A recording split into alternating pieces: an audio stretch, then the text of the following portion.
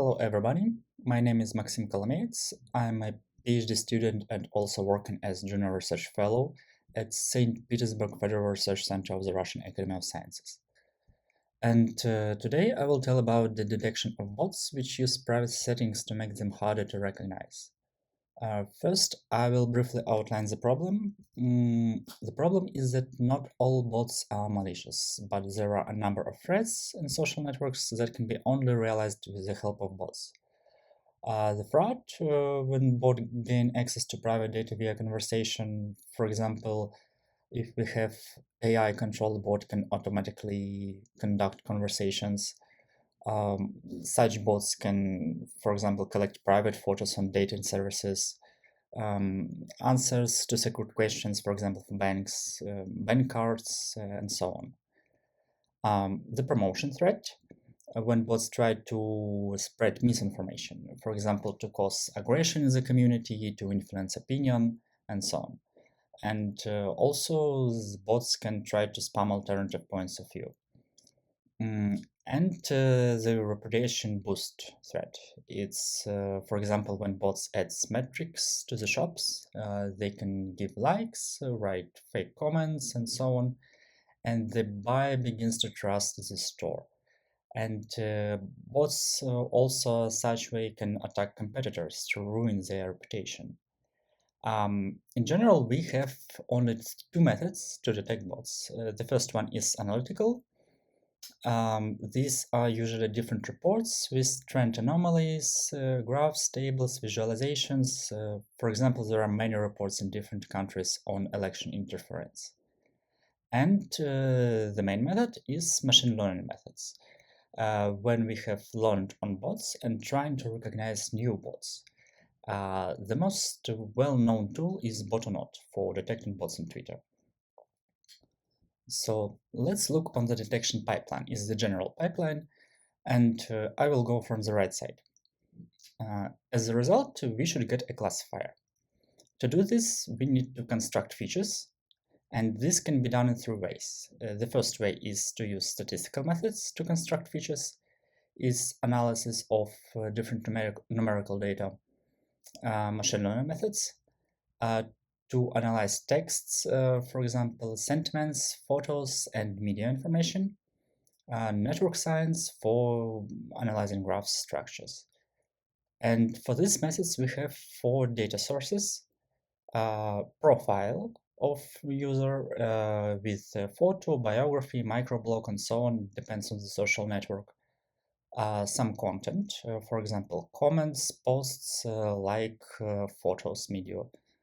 Some adjacent information. It is related users, for example, friends, people who left comments, people who give likes to this user, and so on. And from adjacent data for adjacent users, we can create some graph structures. But the problem is that in order to look real people, bots using camouflage. They want to look like real. And they can use a bunch of methods to do this. They can steal photos and biographies of real people. They can buy hacked accounts. They can use AI software to write posts and comments that will look more natural. Or some employers will write these comments. And also they can try to simulate these graph structures. But the simplest and the simplest method is when bot use privacy settings. For example, bot can try to add photo, short biography, and hide all other fields. And we cannot fully analyze the profile, adjacent users, or graphs. But the list of adjacent users actually can be reconstructed. We need to collect data of entire graph of friends and find this bot using the list of friends. So we decided to evaluate it. We didn't get a full graph of friends, but we evaluate, is it possible to identify bot based only on this information? What we have done. We analyzed VKontakte social network. It is a Russian social network, but it's very similar to Facebook. It's almost a clone of Facebook. We can't get data about analyzed profile, but we can get data about friends. So we took a minimum of numerical information, like the number of friends, groups, followers, subscriptions, albums, photos, posts, and IDs of bots. And we for feature extraction we used three groups of methods.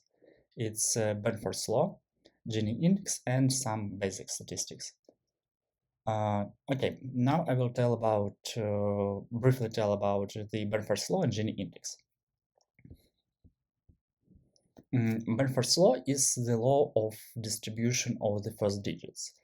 For example, we have a column with some matrix and extract the distribution of the first digits from it. After we calculate the p-value of how distribution corresponds to the Benford's distribution. We have already conducted research in this method, and users shows that they more often comply with Benford's law in social networks in comparison with bots. The logic behind this law is that smaller numbers are easier to get than larger ones. For example, 100 photos, it's much easier to upload than 200s. Or 1000 friends are much easier to get than 2000 friends. Therefore, the probabilities of the first digits obey the logarithmic law. If not, this is anomaly. This law is already being applied in security, for example, to search for fraud in documents and financial reports. The Gini index. The Gini is the coefficient of inequality. It is used primarily in economics to calculate income inequality. Idea is that we are building two lines. The x-axis is the percentage of population with a certain income, and y is the axis of how many resources this part of population have. A straight line is perfect equality, where everyone is equal. And the curve is real data. And the Gini index is simply the ratio of the area between lines and the entire area.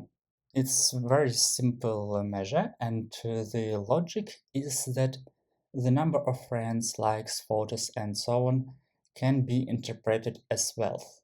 For example, people who have more friends is more wealthy, and we can see how equal are friends of both and how equal are friends of real people. Okay, now about the data we collected. We made absurd and fake three groups that only crazy users can participate. For example, a bus across Siberia. And we ordered bots of different quality from three different companies. One company per group. And we write a post and bot likes in these posts. Then we collected the bots that liked. And since there are no real people, these are 100% bots. For real users, we collected in groups from different topics. We took the posts and random people who like it. In total, we got such dataset.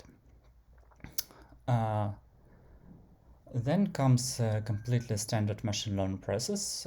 First, we removed all features that correlate with each other. For example, we discovered that people didn't hide fields individually, only the entire profile at once. Therefore, such information is useless. So we reduced the number of features and applied basic learning methods. So here you can see the learning results. Random forest yields the best results with scores more than 0.9 and with false positive rates less than 0.3. So minimal number of uncorrelated features with ready-made algorithms is enough to achieve very good performance. But the false positive rate is quite high, Therefore, most likely it can be used with some light countermeasures. For example, captchas to slow down bots, some requests to verify a phone number, maybe some API limits. At the same time, the amount of data is very small. We don't need to download texts, photos, media, and so on. We only need to get 7 numbers for each friend. And for more accurate detection, we can try using deep neural networks and add features. For example, the same graph of friends can be obtained even when the bot has applied the privacy settings. And yeah, this is what we plan to do in the future. Thanks for listening. The contacts are presented on the slide. And we also open datasets. You can download them on the GitHub using this link.